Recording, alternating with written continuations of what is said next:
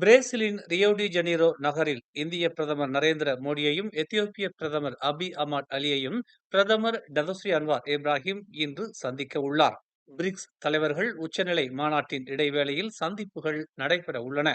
பிரேசிலின் இரண்டாவது பெரிய நகரான ரியோ டி ஜெனிரோவில் எம்பிரா எனும் விமான தயாரிப்பு நிறுவனத்தின் தலைவரும் தலைமை செயல்முறை அதிகாரியுமான பிரான்ஸ்கோ கோமஸ் நெட்டோவையும் அன்வார் இன்று சந்திக்க உள்ளார். பிரேசிலை தலைநகராக கொண்ட அந்நிறுவனம் தனது விமானங்களை கடந்த மே மாதம் லங்காவியில் நடைபெற்ற லீமா 2025 கண்காட்சியில் காட்சிக்கு வைத்திருந்தது குறிப்பிடத்தக்கது. பரிகாத்தான் நேஷனல் கூட்டணியின் தலைவர் பதவியில் இருந்து தம்மை வெளியேற்ற பாஸ் கட்சி முயற்சி செய்வதாக கூறப்படுவதை பர்சாத்து கட்சியின் தலைவர் முகைதீன் யாசின் மறுத்துள்ளார். இது போன்ற கூற்றுகள் அக்கூட்டணிக்கு வெளியே உள்ள நபர்களால் கூறப்படுகிறது என்று அவர் வலியுறுத்தினார். ஒரு சில மாதங்களுக்கு முன்பு நடைபெற்ற ஒரு கூட்டத்தில் கலந்து கொண்ட பாஸ் கட்சியின் தலைவர் அப்துல் ஹடி அவாங் பரிகாத்தானின் தலைவராக தாம் நீடித்து வருவதற்கு முழு ஆதரவை தெரிவித்தார் என்று முகைதீன் தெரிவித்தார். கட்சி பதவிகள் அல்லது பிரதமர் பதவி நியமனம் குறித்து தாம் தனியாக எந்த முடிவையும் எடுப்பதில்லை. அம்முடிவுகள் ஒன்று கூடி எடுக்கப்பட வேண்டியவை.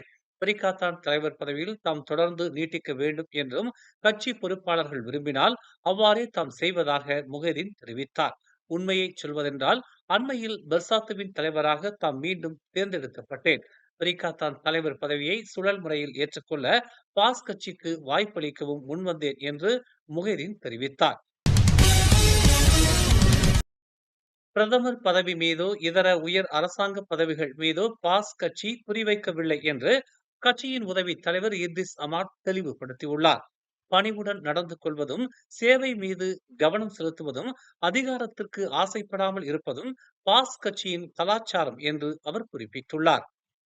பதவிக்காக தாங்கள் அலைய மாட்டோம் என்றும் அதற்காக சண்டையிட மாட்டோம் என்றும் குறிப்பிட்ட அவர் அது பாஸ் கட்சியின் கொள்கை அல்ல என்று திட்டவட்டமாக தெரிவித்தார். பாஸ் கட்சியின் மாநாடு செப்டம்பர் மாதம் நடைபெறுகிறது. கட்சி பதவிகளுக்காக பாஸ் கட்சியின் தலைவர்கள் பிரச்சாரம் செய்வதற்கும் ஆதரவு திரட்டுவதற்கும் தடை விதிக்கப்பட்டுள்ளது. டுங்கூன், மெர்சிங், இஸ்கண்டார் புத்ரி ஆகிய இடங்களில் ஒவ்வொரு முறையும் அரசு முறை நிகழ்ச்சிகளில் தாம் கலந்து கொள்வதாகவும் ஆனால் ஒரு முறை கூட உட்கட்சி தேர்தல் பற்றி தாம் பேசியதில்லை என்றும் இத்ரிஸ் தெரிவித்தார்.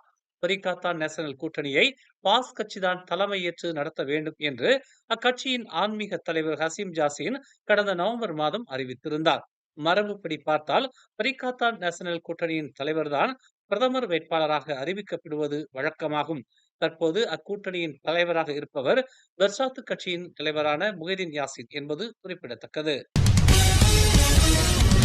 மே மாதம் 23ஆம் தேதி கட்சி தேர்தலுக்கு முன்பாக நடைபெற்ற கூட்டத்தில் PKR தலைவர் டதஸ்ரீ அன்வார் இப்ராஹிம் கிட்டத்தட்ட 20 நிமிடங்களுக்கு தம்மை நோக்கி உரத்த குரலில் கூச்சலிட்டதாக ரவிசி ரம்லி கூறியிருப்பதை அக்கட்சியின் மத்திய தலைமைத்துவத்தைச் சேர்ந்த 2 உறுப்பினர்கள் மறுத்துள்ளனர்.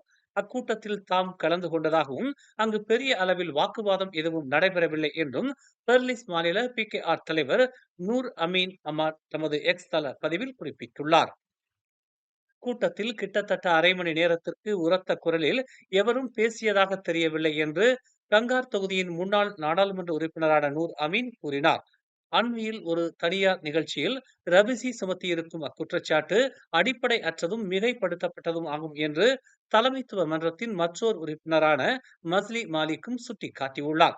கூட்டத்தில் கலந்து கொண்டவர்களில் மிக பெரும்பாலோர் ரபிசியின் அக்குற்றச்சாட்டை நிச்சயம் நிராகரிப்பார்கள் என்று அவர் கூறினார். அங்கு எவரும் கூச்சலிடவும் இல்லை, கடுமையான வாக்குவாதத்திலும் ஈடுபடவில்லை என்று முன்னாள் கல்வி அமைச்சருமான மஸ்லி மாலிக் விளக்கியுள்ளார். கட்சி தேர்தல் குறித்து ஆக கடைசியாக நடைபெற்ற மத்திய தலைமைத்துவ கூட்டத்தில் கட்சி தலைவர் ஒரு நிமிடம் கூட உரக்க குரல் எழுப்பவில்லை என்றும் தலைவர் 20 நிமிடங்கள் வரை ரவுசியை நோக்கி கூச்சலிட்டார் என்று கூறுபவர்கள் எவராக இருந்தாலும் அவர் பொய்யராகவும் மயக்கத்தில் பிதற்றுபவராகவும் மறதி நோயினால் பாதிக்கப்பட்டவராகவும் இருப்பார்கள் என்று மஸ்லி மாலிக் குறிப்பிட்டார்.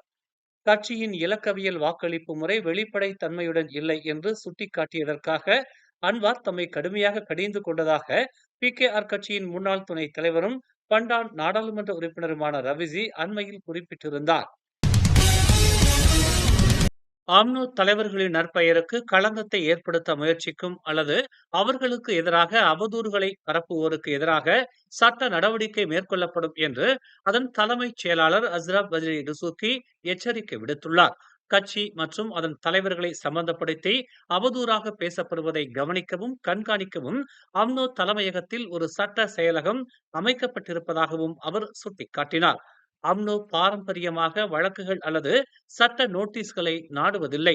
ஆனால் எங்களின் தலைவர்களை தாக்க சமூக ஊடகங்கள் பரவலாக தவறாக பயன்படுத்தப்படுவதை கருத்தில் கொண்டு கட்சி இன்னும் உறுதியுடன் பதிலளிக்க இதுதான் சரியான நேரம் என்று அவர் தெரிவித்துள்ளார். நேற்று பினாங்கு ஜார்ஜ்டவுன் ஜெலான் யார்க்கில் பரோடுவா அல்சாக்கார் சாலையை விட்டு விலகி பள்ளத்தில் விழுந்ததில் 4 பேர் படுகாயமடைந்தனர். பிற்பகல் 3:24 மணி அளவில் அவசர அழைப்பை ஏற்ற தீயணைப்பு வீரர்கள் காரில் சிக்கிய அனைவரையும் மீட்டனர்.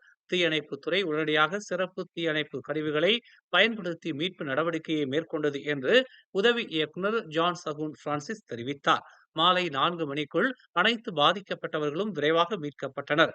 பாதிக்கப்பட்டவர்கள் சிகிச்சைக்காக பினாங்கு மருத்துவமனைக்கு கொண்டு செல்லப்பட்டனர்.